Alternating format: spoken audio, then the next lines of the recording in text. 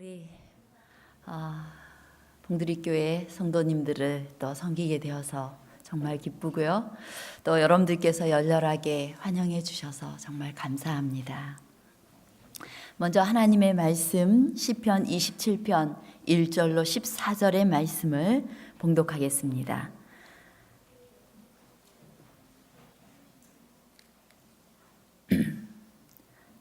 여호와는 나의 빛이요 나의 구원이시니 내가 누구를 두려워하리요. 여호와는 내 생명의 능력이시니 내가 누구를 무서워하리요. 나의 대적 나의 원수된 행악자가 내 살을 먹으려고 내게로 왔다가 실족하여 넘어졌도다. 군대가 나를 대적하여 진칠지라도 내 마음이 두렵지 아니하며 전쟁이 일어나 나를 치려 할지라도 내가 오히려 안연하리로다. 내가 여호와께 정하였던 한 가지 일 곧 그것을 구하리니 곧 나로 내 생전에 여호와의 집에 거하여 여호와의 아름다움을 앙망하며 그 전에서 사모하게 하실 것이라. 여호와께서 환난 날에 나를 그 초막 속에 비밀히 지키시고 그 장막 은밀한 곳에 나를 숨기시며 바위 위에 높이 두시리로다. 이제 내 머리가 나를 두른 내 원수 위에 들리리니 내가 그 장막에서 즐거운 제사를 드리겠고 노래하여 여호와를 찬송하리로다. 여호와여, 내가 소리로 부르짖을 때에 들으시고 또한 나를 긍휼히 여기사 응답하소서. 너희는 내 얼굴을 찾으라 하실 때 내 마음이 죽게 말하되 여호와여, 내가 주의 얼굴을 찾으리이다 하였나이다. 주의 얼굴을 내게서 숨기지 마시고 주의 종을 놓아여 버리지 마소서. 주는 나의 도움이 되셨나이다. 나의 구원의 하나님이시여, 나를 버리지 말고 떠나지 마옵소서. 내 부모는 나를 버렸으나 여호와는 나를 영접하시리이다. 이제 함께 마지막 읽겠습니다. 여호와여, 주의 길로 나를 가르치시고 내 원수를 인하여 평탄한 길로 인도하소서. 내 생명을 내 대적의 뜻에 맡기지 마소서. 이중자와 악을 토하는 자가 일어나 나를 치려 함이니이다. 내가 산자의 땅에 있으며 여호와의 은혜를 볼 것을 믿었도다. 너는 여호와를 바랄지어다. 강하고 담대하며 여호와를 바랄지어다. 아멘.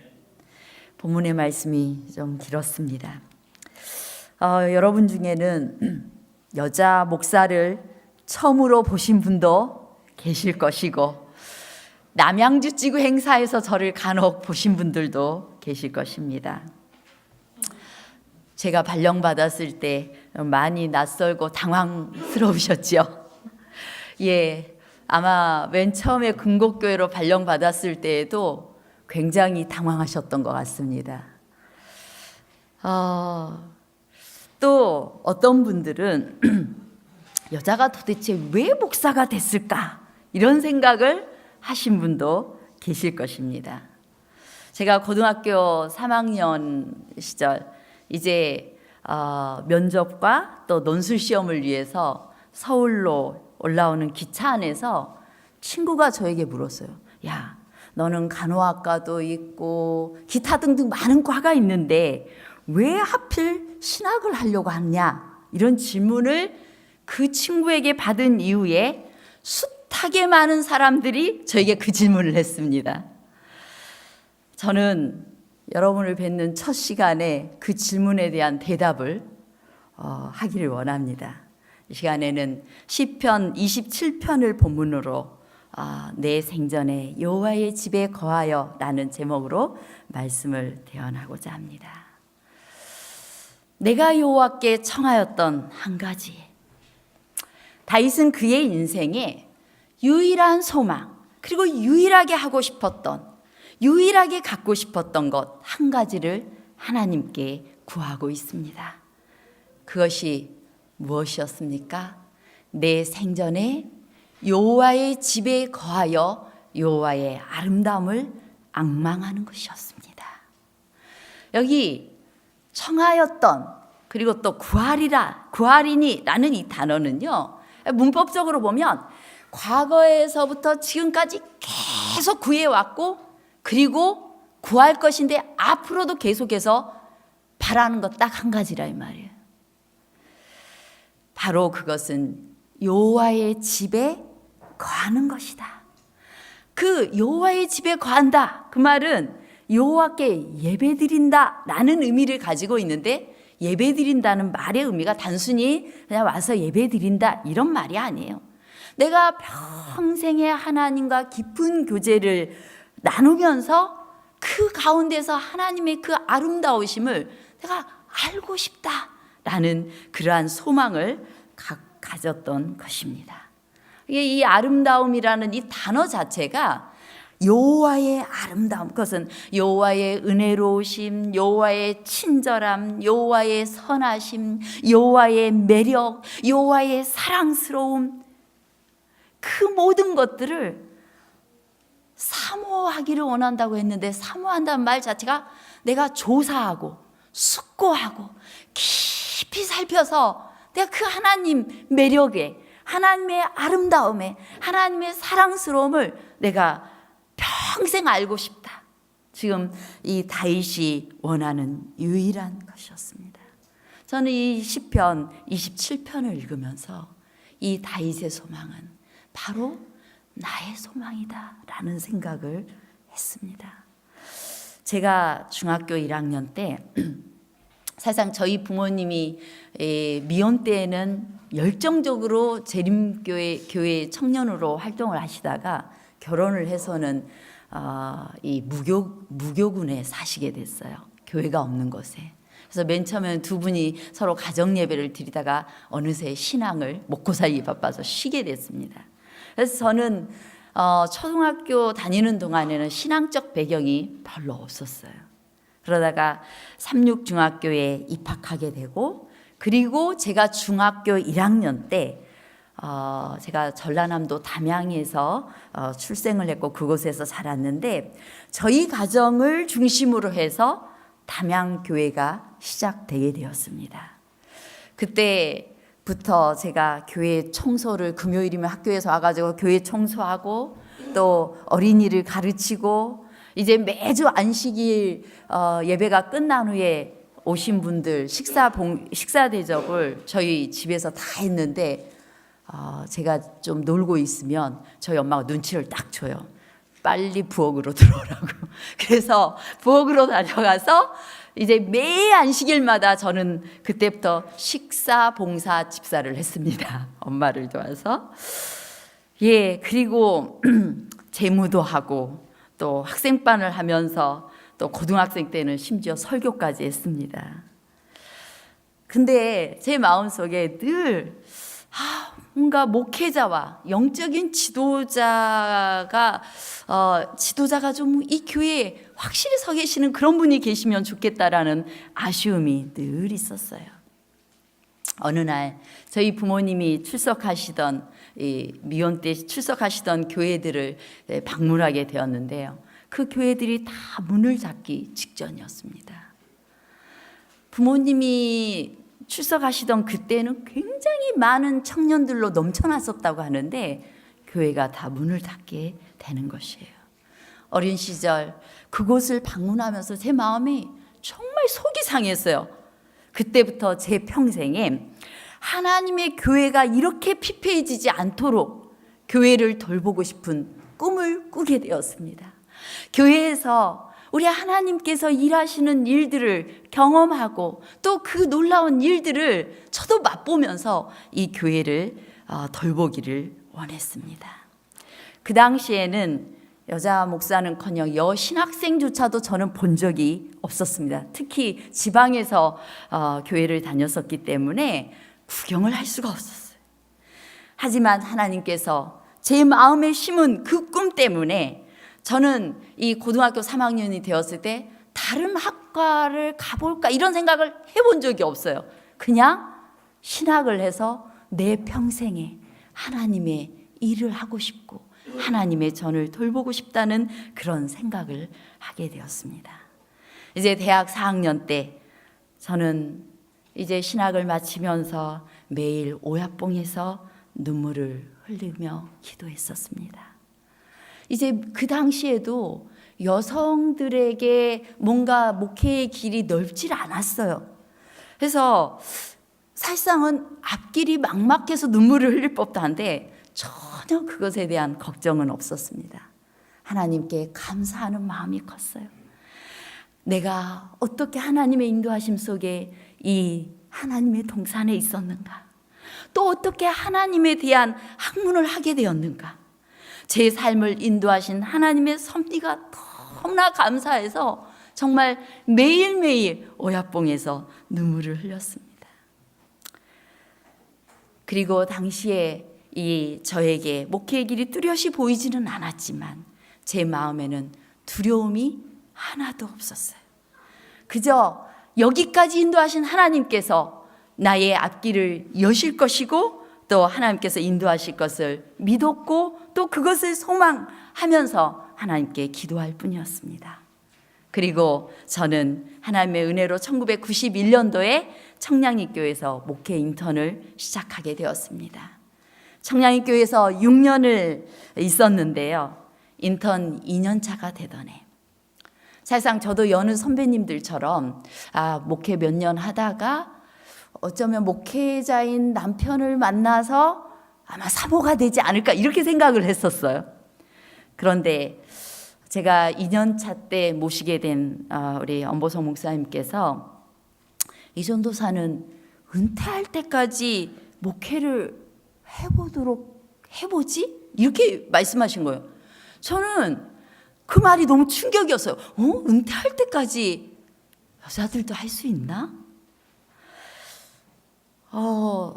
당시에 신학을 한 분들 중에서 그 길을 가신 분이 안 계셨기 때문에 제가 그런 생각을 해본 적이 없었지만 그때부터 그래 그렇게 해보자 하고 하나님께 기도하기 시작했습니다. 그래서 제가 평생 저는 잘나지도 똑똑하지도 못하지만은 그러나 하나님 이 길을 평생 가기를 원합니다.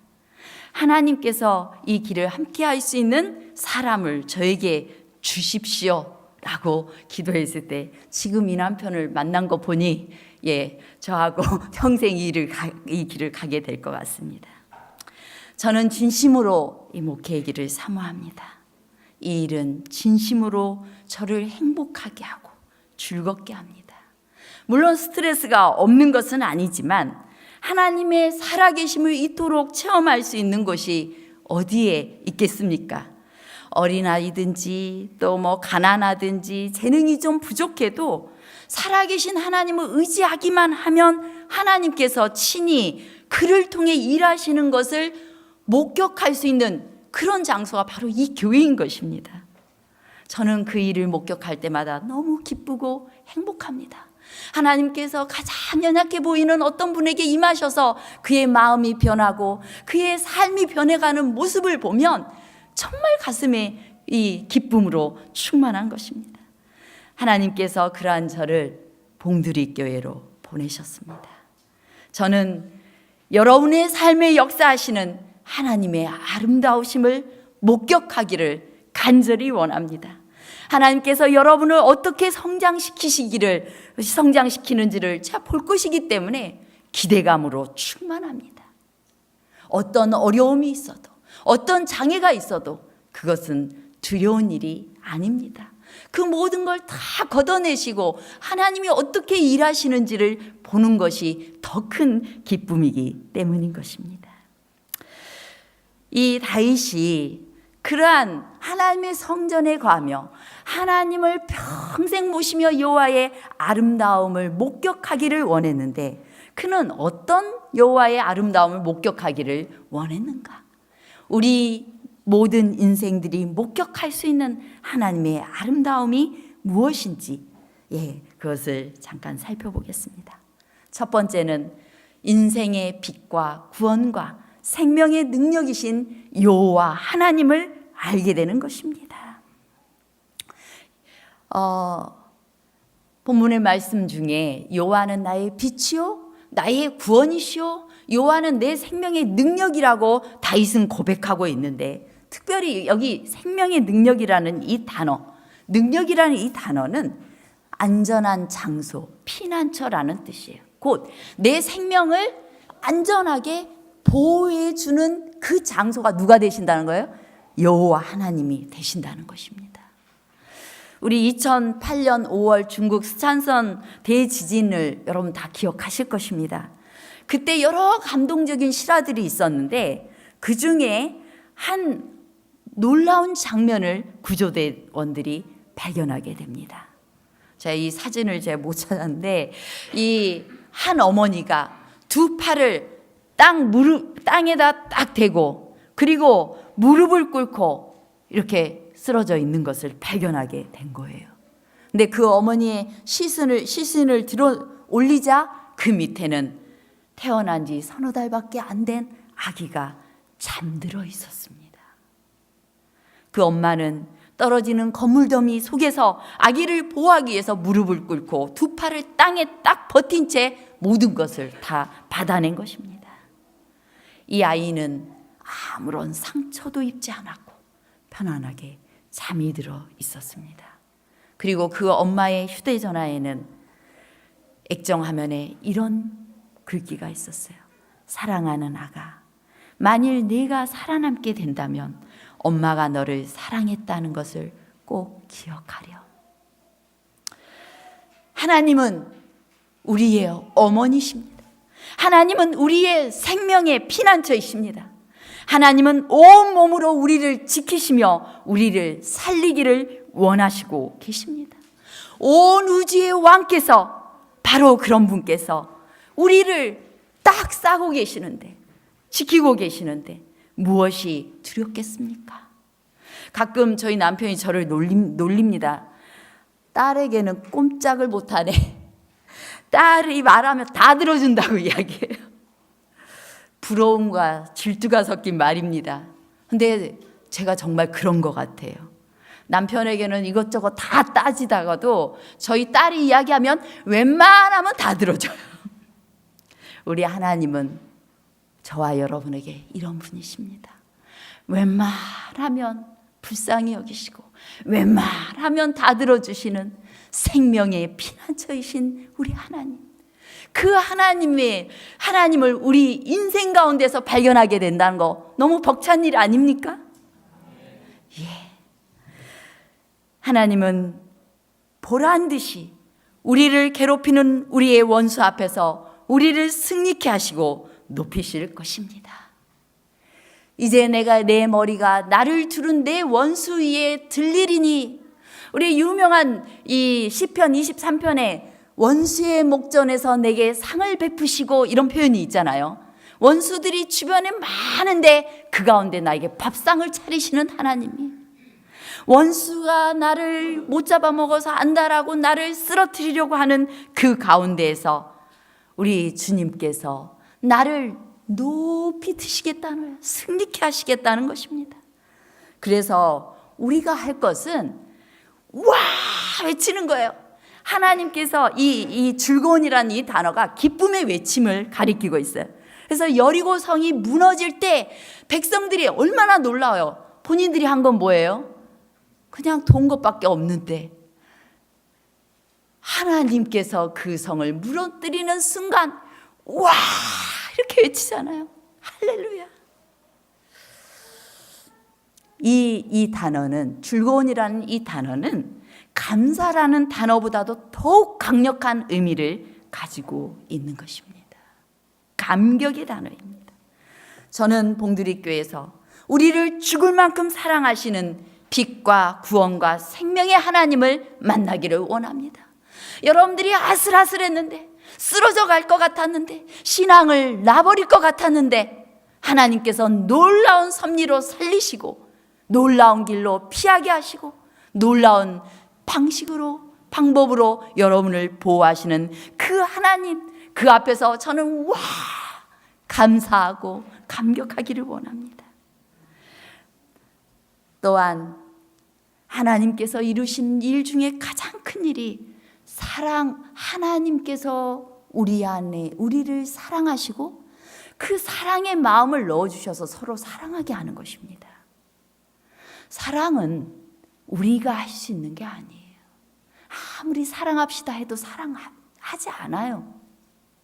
그런데 하나님께서 우리를 연합시키시며 또한 우리를 사랑하게 하심으로 우리가 서로 사랑하는 가운데서 일어나는 놀라운 기적들이 우리 가운데 충만하게 되시기를 간절히 바랍니다. 이제 우리 하나님은 찾으면 만나주시는 하나님입니다. 우리 이 본문의 말씀을 여러분들이 함께 읽어보시겠습니다. 함께 읽겠습니다. 시작.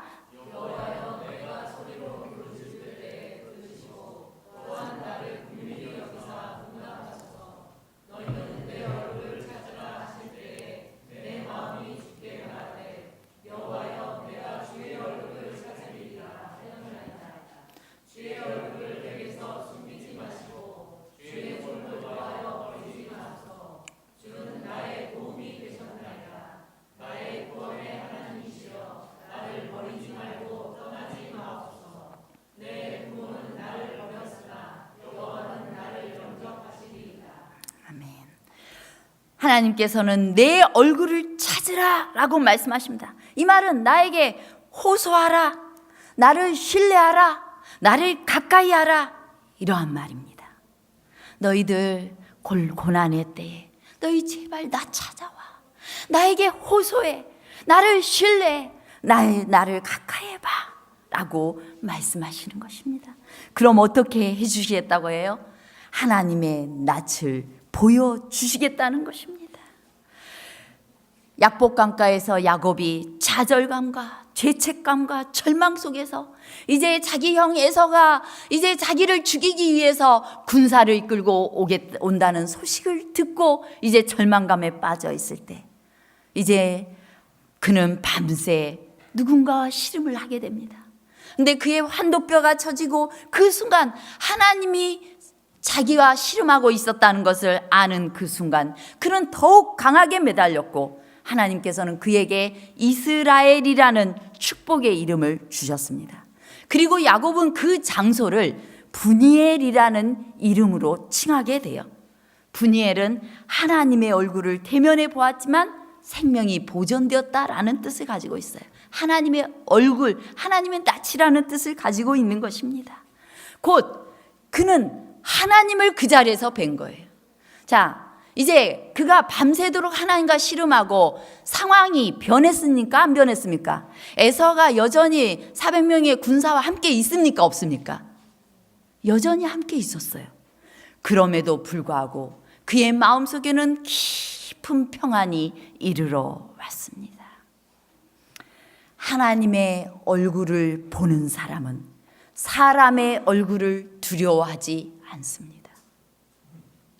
하나님의 얼굴을 보는 사람은, 하나님께 가까이 하고 하나님께 호소한 사람은 하나님의 얼굴을 보게 될 것이고 두려움 없이 우리는 신앙할 수 있게 되는 것입니다. 저는 이 봉두리 교회에서 우리 성도들이 고난과 어려운 상황에 처하게 될 때 하나님의 얼굴을 볼 수 있게 되기를 바랍니다. 저는 여러분과 함께 기도할 것입니다. 여러분과 함께 기도하며 하나님께서 그 시간 우리에게 어떻게 임재하시는지, 어떻게 살아계시는지 보기를 간절히 원합니다. 기도의 시름으로써 원수들을 나를 죽이려 했던 그런 이들까지도 이제 내가 마음의 여유가 생기면 뭐라고 말하게 되냐면 하나님의 얼굴을 보는 것 같습니다. 이 야곱이 에서를 볼 때 내가 형님 보니까 하나님의 얼굴을 보는 것 같습니다 라고 고백을 했어요. 우리 성도들이 모든 고난 속에서도 하나님께 힘을 얻어서 어떠한 사람이든지 하나님의 얼굴을 대면하여 볼 수 있게 되기를 간절히 바랍니다. 우리는 불완전하지만 하나님은 우리를 훈련하십니다.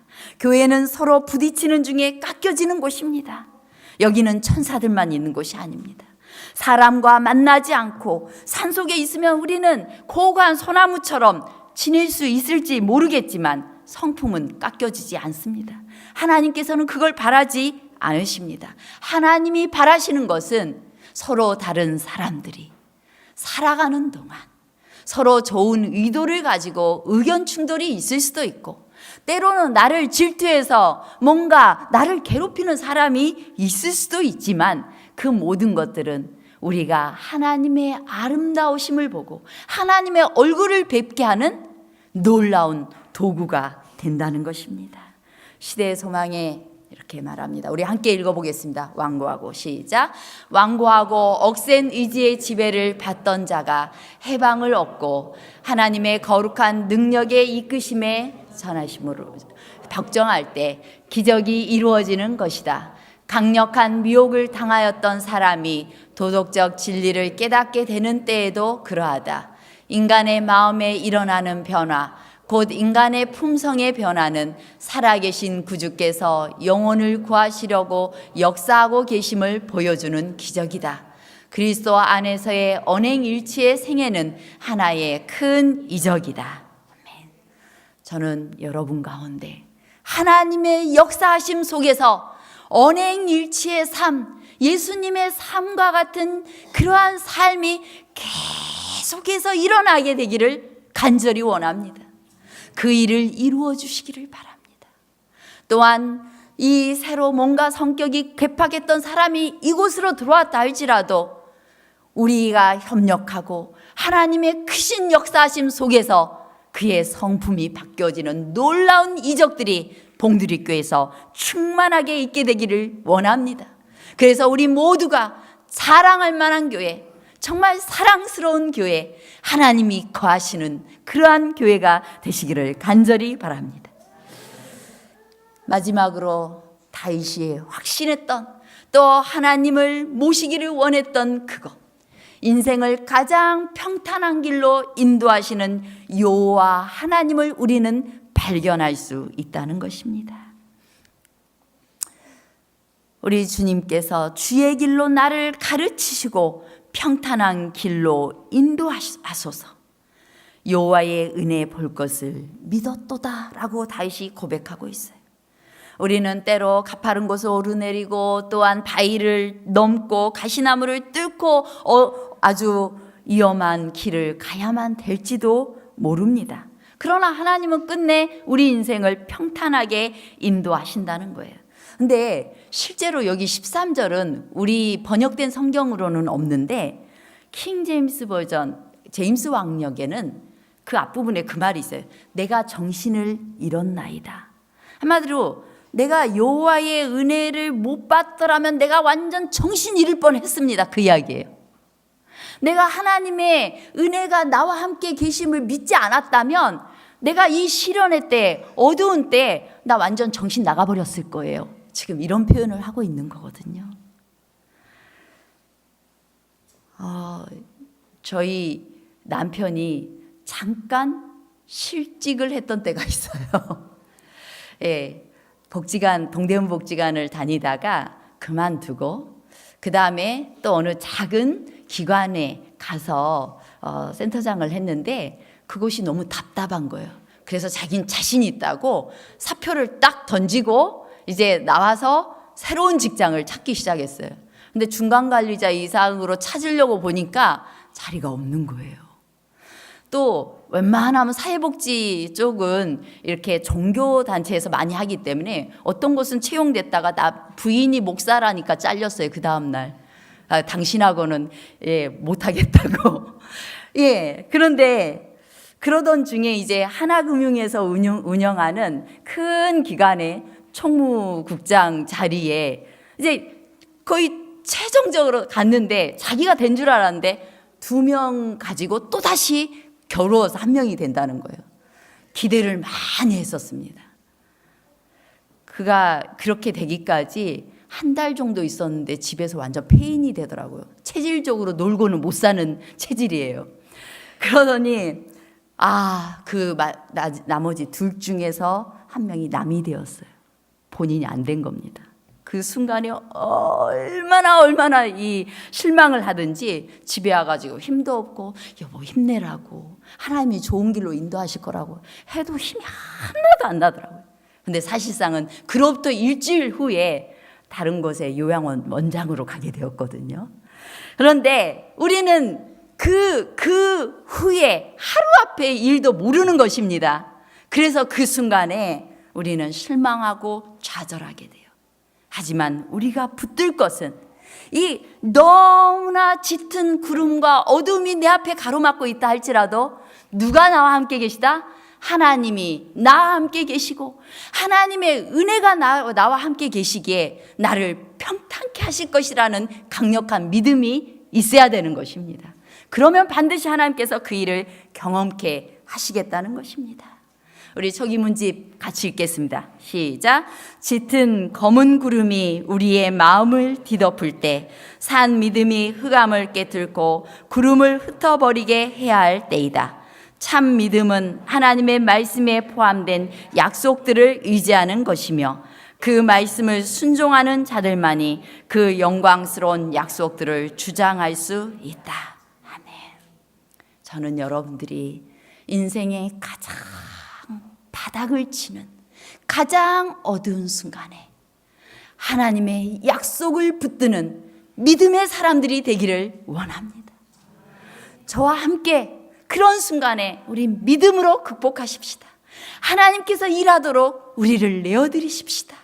그러한 일들이 정말 제가 여러분들을 섬기는 동안 그러한 멋진 일들이 우리의 삶에 있게 되기를 간절히 바랍니다.